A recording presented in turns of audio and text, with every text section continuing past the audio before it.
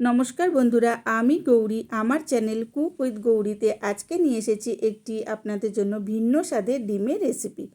আপনাদের যদি আমার এই রেসিপিটি ভালো লাগে তবে অবশ্যই আমার চ্যানেলটাকে লাইক, শেয়ার, কমেন্টস এবং সাবস্ক্রাইব করে পাশে থাকা বেল আইকনটা ক্লিক করে আমার পাশে থাকবেন। আমি একটি বাটি নিয়েছি। বাটিতে আমি আমার পরিমাণ বুঝে 4টে ডিম নিয়েছি এবং ডিমটা ওই বাটির মধ্যে আমি ফাটিয়ে নিয়েছি। এরপর এর মধ্যে সামান্য একটুখানি আমি নুন অ্যাড করেছি। এবার নুনের পর আমি এর মধ্যে একটু চিলি ফ্লেক্স দিয়েছি। এবার এর পরিবর্তে আপনারা কাঁচা লঙ্কাও অ্যাড করতে পারেন। তারপর ওর মধ্যে আমি একটু ছোট ছোট করে ধনেপাতা কুচিয়ে রেখেছিলাম, দিয়ে ওই ডিমটাকে আমি ভালো করে ওর মধ্যে সব মিশ্রণগুলি দিয়ে মাখিয়ে নেব।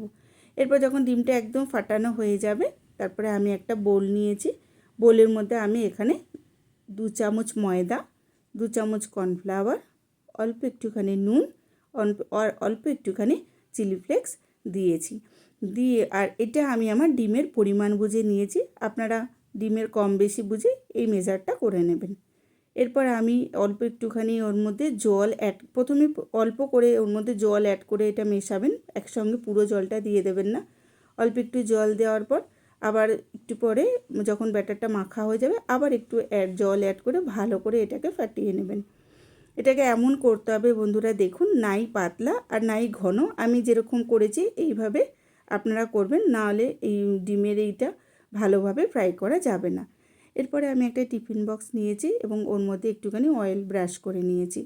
এবার ডিমটা ওর মধ্যে দিয়ে দিয়েছি, দিয়ে ঢাকনা লাগিয়ে আমি অপর দিকে একটা কড়াতে জল গরম করতে দিয়েছি।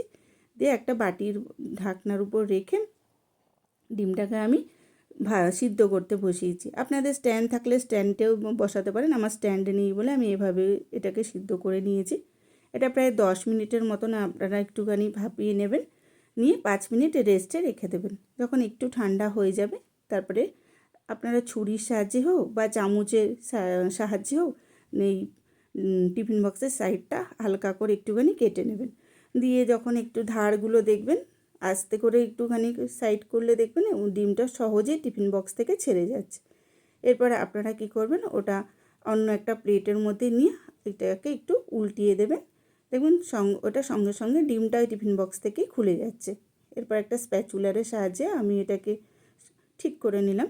এরপর আমি একটা নাইফ নিয়েছি। নাইফ দিয়ে প্রথমে এটাকে লম্বা লম্বা করে পিস করে নিয়েছি। এই সাইজটা আপনারা আপনাদের পরিমাণ বুঝে করবেন, যে আপনারা লম্বাভাবে রাখবেন বা কীরকম শেপ দিয়ে কাটবেন। আপনারা আপনাদের যেরকম সুবিধা হবে সেই বুঝে শেপটা আপনারা করে নেবেন। এরপরে আমি একটা ছোট বাটি নিয়েছি। বাটির মধ্যে আমি এখানে 3 চামচ বেডগ্রাম নিয়েছি। এরপর আমি এখানে যে ডিমটা এখানে ভাপিয়ে নিয়েছিলাম সেই ডিমটা এর মধ্যে যে মিশ্রণটা বানিয়েছিলাম সেই মিশ্রণটার মধ্যে একটুখানি ভালো করে ডুবিয়ে নেব।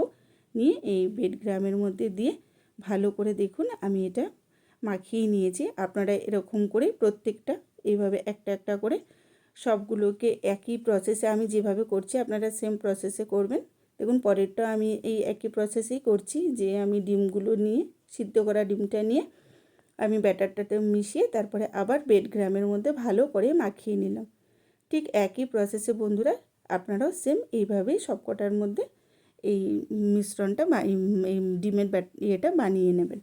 এরপর আমি একটা বাটি নিয়েছি, ওর মধ্যে 1 চামচ টমেটো সস, 1 চামচ মেয়োনিজ আর 1 চামচ হচ্ছে কি কাসুন্দি দিয়ে আমি এখানে একটা মানে ডিমের এটা পকোড়ার এটা রেসিপিটা খাওয়ার জন্য আমি সসটা বানিয়ে নিয়েছি।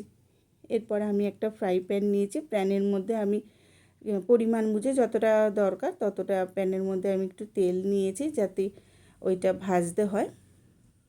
দেখবে আমার এখানে মোটামুটি এটা বানাতে বানাতে এদিকে তেলটাও গরম হয়ে গেছে।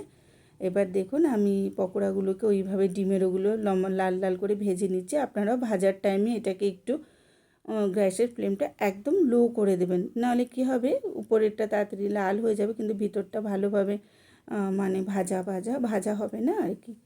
এরপরে দেখুন আমি ঠিক এইভাবে সবকটাকে ভেজে নিয়েছি। নিয়ে আমি একটা প্লেটের মধ্যে সবকটাকে সার্ভ করে নিয়েছি। এদিকে আমি একটা লেটুস পাতা নিয়েছি। এটা আমি আপনাদের থাকলেও নিতে পারেন, নাহলে দরকার নেই। আর এটা আর সসটা এর মধ্যে আমি পাতার উপর নিয়ে নিয়েছি, আর একটু প্লেটের সাইডেও নিয়েছি। আর উপর থেকে হালকা করে একটু নুন ছড়িয়ে দিয়েছি। যদি আমার এই রেসিপিটি ভালো লাগে তাহলে অবশ্যই একবার ট্রাই করে দেখবেন। টাটা।